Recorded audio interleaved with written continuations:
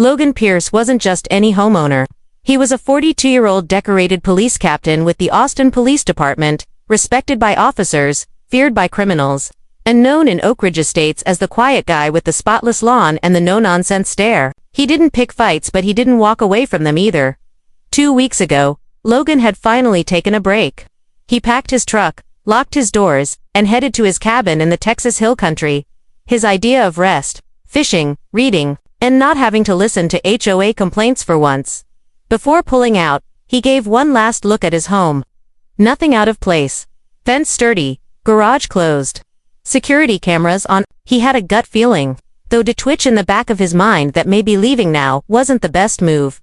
He ignored it, but while Logan was gone, the vultures circled behind those white smiles and peach-colored polos. The HOA board had been itching for a reason to assert control over Logan's property, and Marcia Delaney, the newly minted HOA president, had been waiting for this exact window. With Logan away, no one could stop them. They came on day 2. First, it was a courtesy inspection. Then came the citations. Next, a crew was seen on Logan's property. They pried open the side gate and entered his backyard. By the end of the first week, the shed he'd legally built was gone, the cameras disabled, and the power to the garage had been cut. When Logan pulled back into his driveway 13 days later, he knew something was off the second his boots hit the pavement. The grass had been trimmed neatly. There were 4 pieces of paper taped to his front door. His motion lights didn't turn on. He tore the notices off. One said he'd violated HOA rules by installing a non-approved structure. Another cited him for an unsanctioned backyard renovation. The third fined him $3,200. The last one, a legal threat, a lien if he didn't comply and pay. Logan's expression didn't change, but inside, the switch had flipped. He stepped inside his home. The thermostat blinked. The back door was unlocked. Someone had clearly entered without his consent, and when he walked into his garage, the smell of gasoline hit him hard. He opened the tool drawer. His service-grade lockbox had been tampered with. Someone had crossed a line. He stepped outside and scanned the street. 2 houses down, Marcia Delaney stood near a golf cart, laughing with 2 other board members. The moment their eyes met, her expression dropped just for a second before the smug grin returned. She knew he was back. She thought he'd roll over and comply. But what Marcia didn't know was that Logan didn't just carry a badge, he commanded the very police department she'd soon be begging for help. Logan wasn't about to call 911. He'd call the team, and this time, the HOA had messed with the wrong guy. Logan Pierce didn't storm into HOA offices. He didn't raise his voice or throw empty threats. That's not how you take down snakes. You build the heat around them, slow and controlled, until they suffocate in their own lies. First, Logan went back inside, locked his front door, and reset his internal clock. This wasn't a homecoming anymore. This was an open, and just like every sting he ever ran with the department, he'd need intel, time, and the kind of precision most people didn't even know existed. He opened the panel in his hallway closet. One few people would even notice. Inside was a hidden network drive, disconnected from Wi-Fi, strictly local. His surveillance footage had auto-backed up daily, even if the cameras had been cut. The data remained. 2 hours of reviewing footage revealed everything he needed. Day 3 of his vacation, 2 HOA reps entered his backyard. They didn't knock. They didn't call. One used bolt cutters to snip the lock on his side gates. A third figure masked joined them later. They tore down his legal shed, shoved the debris into a landscaping truck, and tampered with his breaker box. And on day 5, Marcia Delaney herself walked into his garage with a man in a utility jacket. She pointed at the tool cabinet, then took photos on her phone. Logan paused the frame. Her face was smug, confident. She thought she owned the street. Big mistake. He transferred the footage to a flash drive and messaged to People Detective Ramon Silva and Deputy Chief Andrea Moss. Not only had both worked under Logan for years, they respected the hell out of him and owed him more than a few favors. His message was simple: need your eyes on something, possible criminal trespass and tampering with personal property. Discreet. Let's meet. Before noon, Logan had 2 detectives reviewing evidence in his kitchen over black coffee and silence. Silva raised his brows halfway through. They cut your lock and walked in like it was a picnic, he muttered. Moss scrolled to the garage footage. And that's Marcia Delaney, HOA president. Correct, Logan said, tapping the screen. Trespass, destruction of property, possible attempted theft. And maybe fraud. Those fines and lien threats are fake. Ma smirked. She picked the wrong homeowner. Then let's make her wish she hadn't. Logan wasn't just going after the HOA. He wanted airtight legal proof and public exposure. He didn't want to just beat Marcia, he wanted to burn her rulebook and toss it in her inbox. So he began phase 1. Compliance on paper. He filed formal complaints through the city's zoning office. He submitted documentation showing his shed had been approved a year ago. He attached time-stamped emails and permits. He even printed his HOA's outdated bylaws and marked the violations they committed. Then he filed a report with the county sheriff's department, not through 911, not through dispatch, but directly through Deputy Moss's channels. The report detailed trespassing with intent, property damage, legal entry, fraudulent, fines issued without due process, harassment. Then came the last nail. Logan requested a court-ordered protection of property, a rarely used but powerful civil order that would prevent any member of the HOA from setting foot on his land until the investigation was complete. He didn't need to kick down doors. He just had to start the clock. By day's end, Marcia received a knock on her door, not from Logan, but from 2 uniformed officers holding sealed paperwork. One of them, a former academy trainee who used to beg Logan for tactical ride-alongs. Marcia's jaw tightened when she saw Logan standing calmly in his driveway across the street. Arms folded, eyes locked on hers. She wasn't smiling now, but Marcia wasn't done playing queen. The next morning, a crowd gathered near Logan's driveway. Marcia stood at the center, waving a stack of papers and yelling about illegal retaliation and abuse of power. She claimed Logan was threatening her. She said the HOA would take this to the authorities. She didn't know. The authorities already were involved. And soon, they'd be taking her. By the third morning back, Logan Pierce had made one thing crystal clear. He wasn't the average homeowner the HOA could push around. And yet, despite the formal complaints, the mounting evidence, and the restraining orders, Marcia Delaney wasn't backing off. She was doubling down. That morning, Logan stood on his front porch, sipping black coffee. Across the street, Marcia huddled near her usual circle of enablers. This time with an extra guest, a tall, red-faced man in a department-issued jacket with security consultant printed on the back. Not a real cop, not even close. But she was building her little army. Logan shook his head. The woman was desperate, and then it escalated. At 11:07 a.m., Logan's doorbell rang. Not once, not twice. A full 5 raps in quick succession. He turned on his porch cam before he even looked through the peephole. 2 uniformed officers stood at the door. 1 male, 1 female. Squad car running at the curb. Marcia, of course, stood several paces back, arms folded, the picture of smug righteousness. Logan opened the door slowly, calm as ever. "Morning, gentlemen, can I help you?" The male officer, young, probably early 30s, cleared his throat and held up a clipboard. "Sir, we're responding to a call regarding threats made to a neighborhood board member and multiple claims of harassment, possibly involving impersonation of law enforcement." Logan tilted his head. "You got a name to go with that board member?" The younger cop hesitated. "A Marcia Delaney, right?" Logan nodded. "And who dispatched you?" The officer blinked. Precinct 4, Zone C." Logan smiled, faintly. "You must be new." He stepped outside slowly, still holding his coffee mug. The officers didn't move. Then, from down the street, a second squad car pulled up. This one didn't come from dispatch. Out stepped Sergeant Rachel Voss, former partner and still one of his most trusted lieutenants in the department. She strolled up the driveway, nodded at the younger officers, then turned to Logan. "Captain Pierce," she said, just loud enough for Marcia to hear. "Need backup." The younger officer froze. The female officer beside him whispered, "Wait, Captain." Logan's smile didn't fade. "I think these officers were sent on a wild goose chase, but now that you're here, maybe you can help clarify a few things." Rachel turned to the rookie. "You two were dispatched by HOA request." The male officer stammered, We were told it was a civil disturbance. Didn't anyone tell you?" "This is Captain Logan Pierce, Head of Internal Affairs, Tactical Division, AP." The color drained from his face. Marcia, still standing across the street, was already walking backward like she'd seen a ghost. Rachel walked toward her, hand on her belt. "Ma'am, Did you knowingly file a false police report against a sworn officer without disclosing that he outranks the responding units?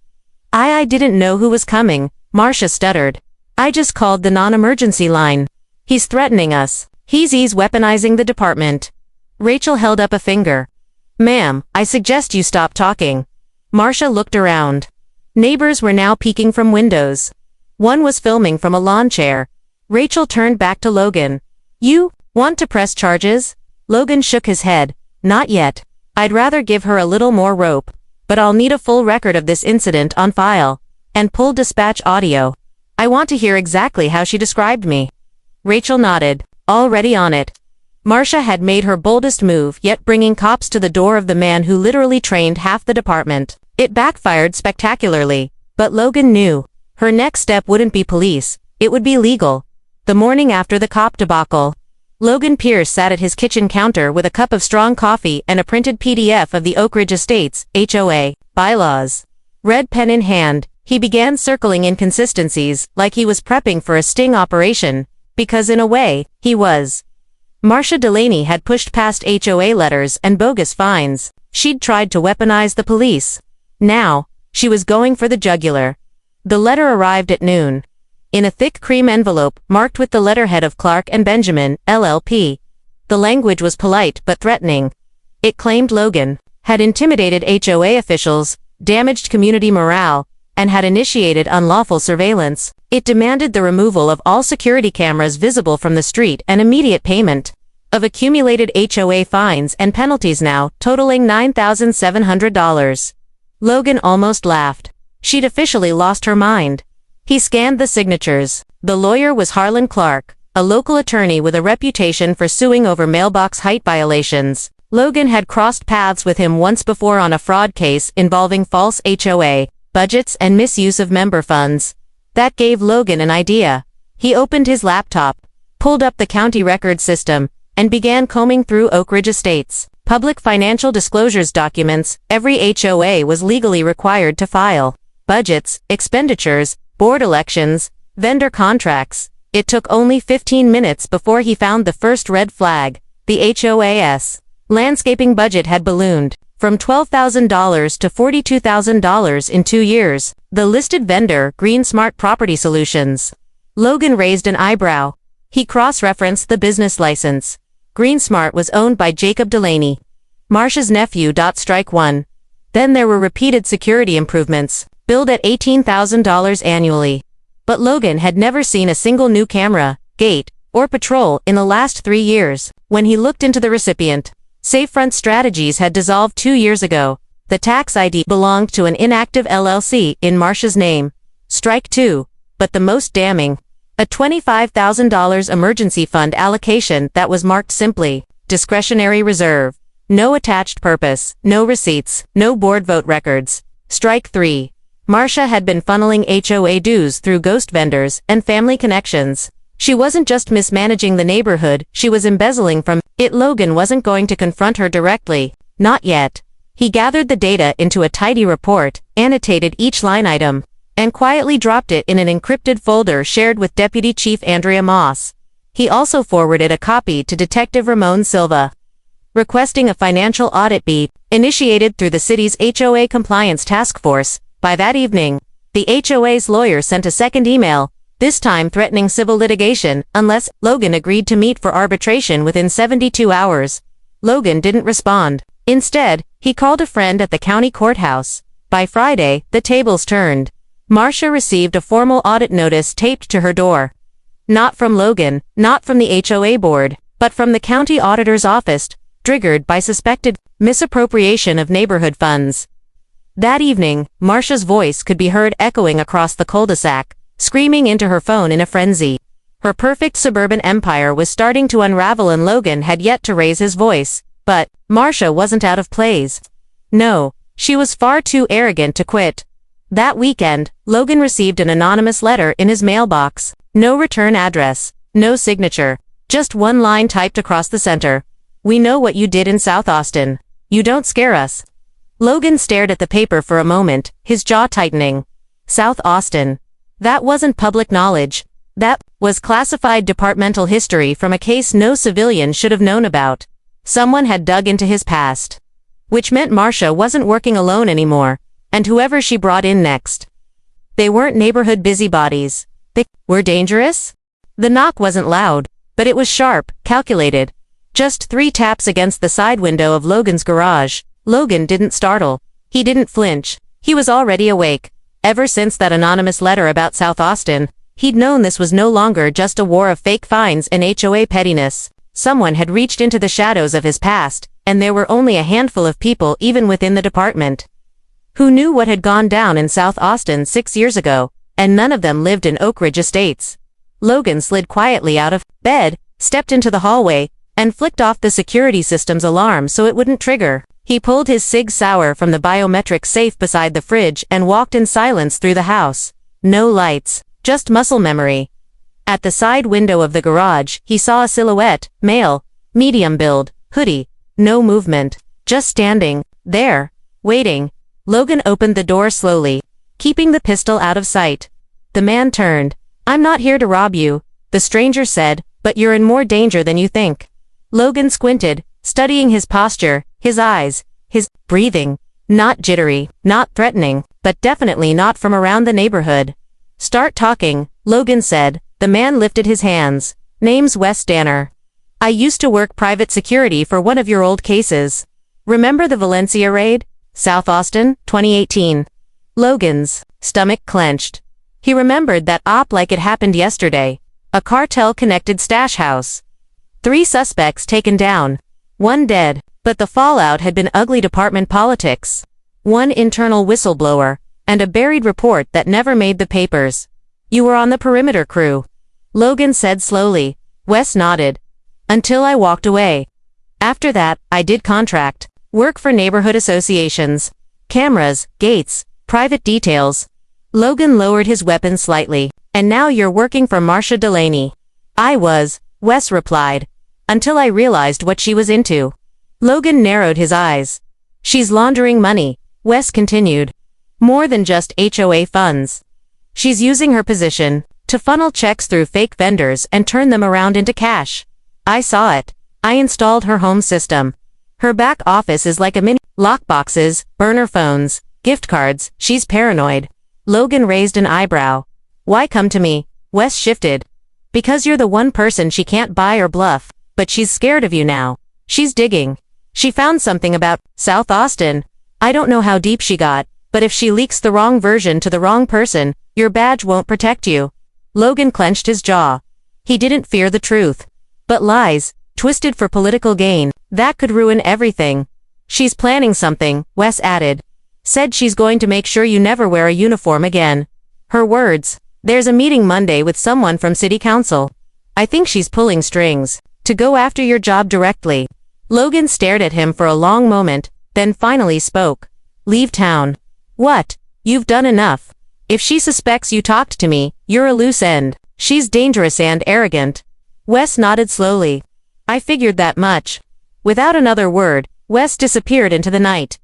Logan stood there for a while, listening to the wind, his instincts screaming louder now than they ever had, during any takedown or tactical raid. This wasn't just an HOA dispute anymore. It wasn't even about property rights or fines. It was about power, and Marcia Delaney wasn't just a nosy neighbor with a clipboard. She was connected, funded, and playing a longer game than anyone in Oak Ridge realized. But Logan had one advantage. She didn't.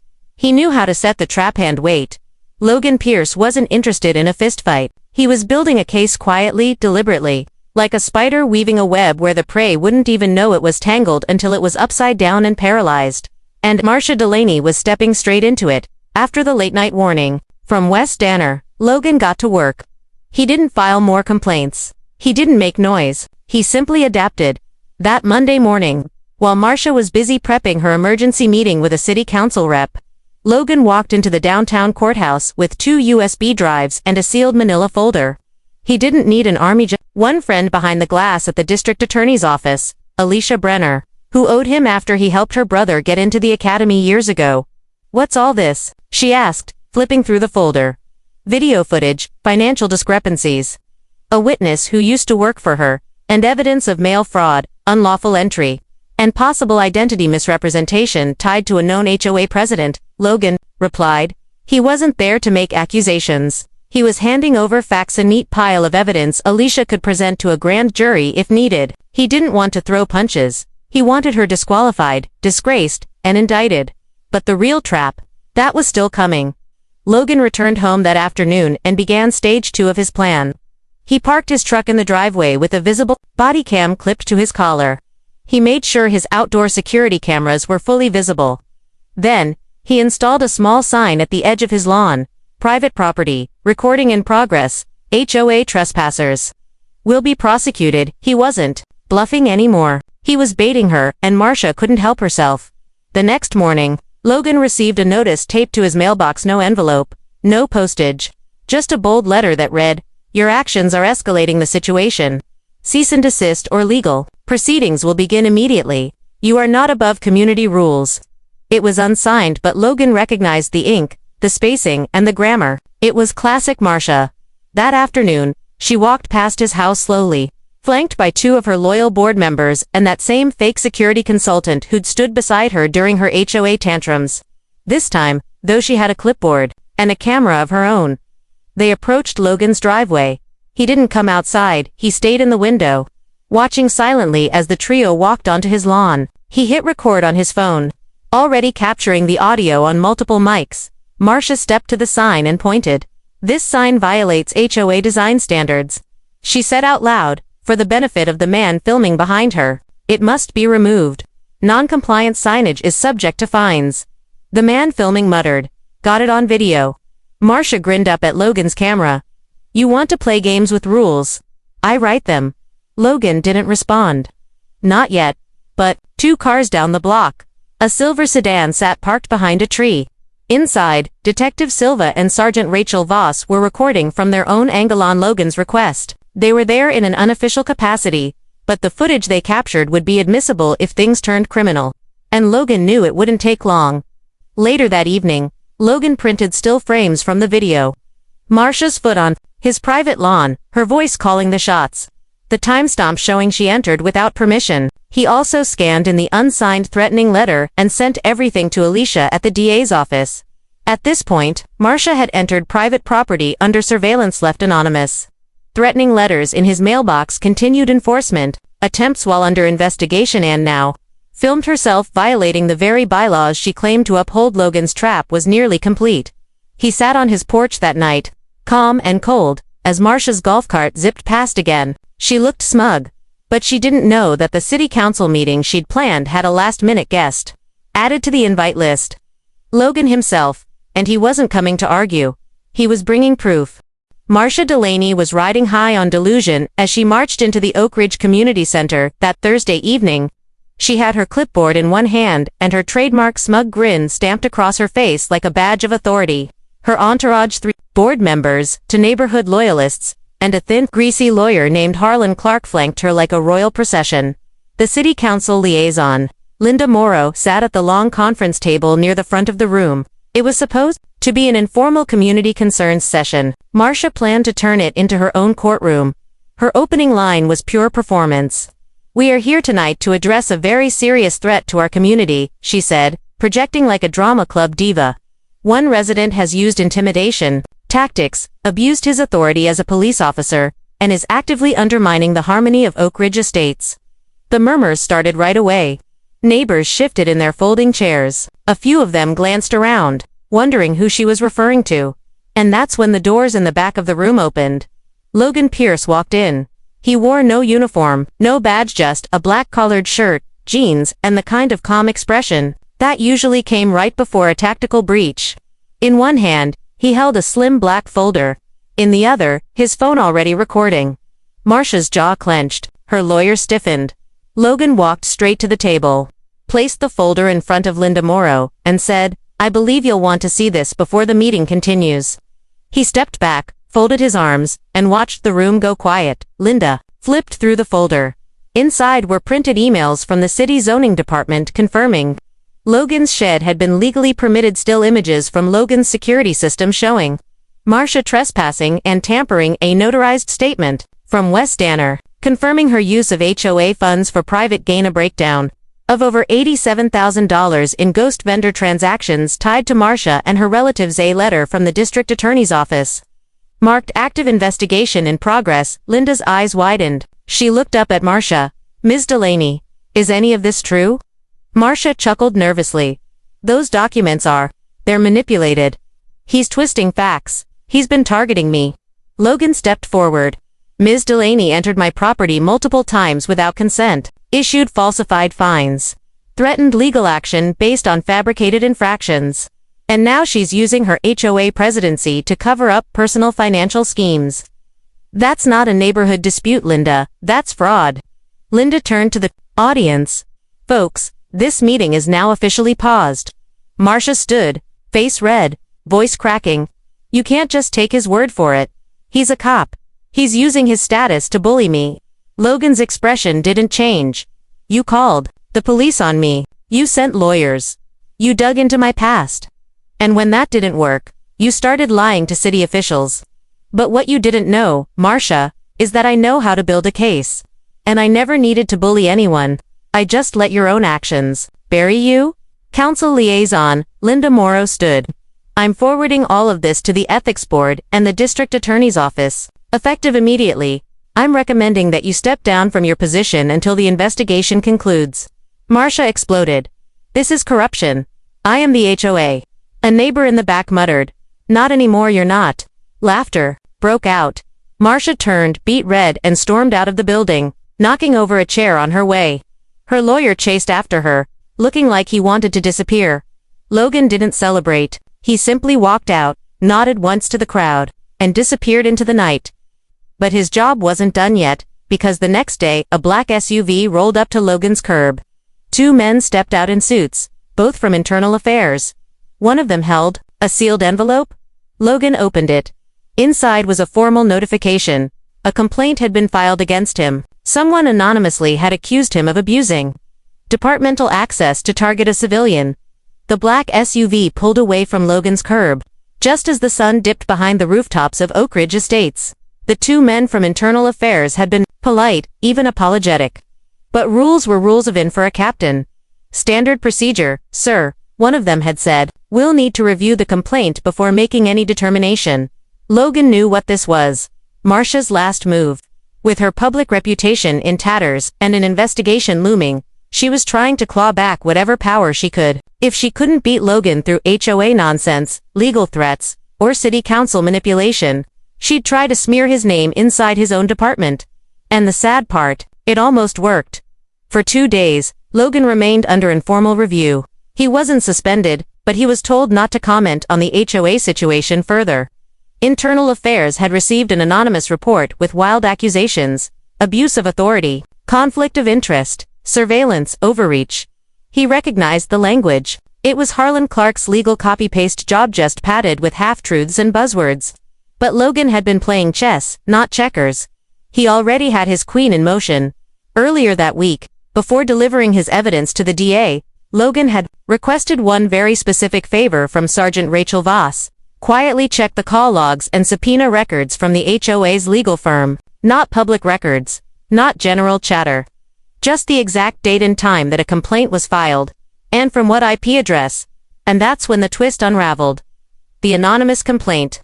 It hadn't been submitted from a private residence. It had been filed from a public terminal inside the municipal building, on a device registered to the Oak Ridge HOA Council's shared tablet, the one used during board meetings.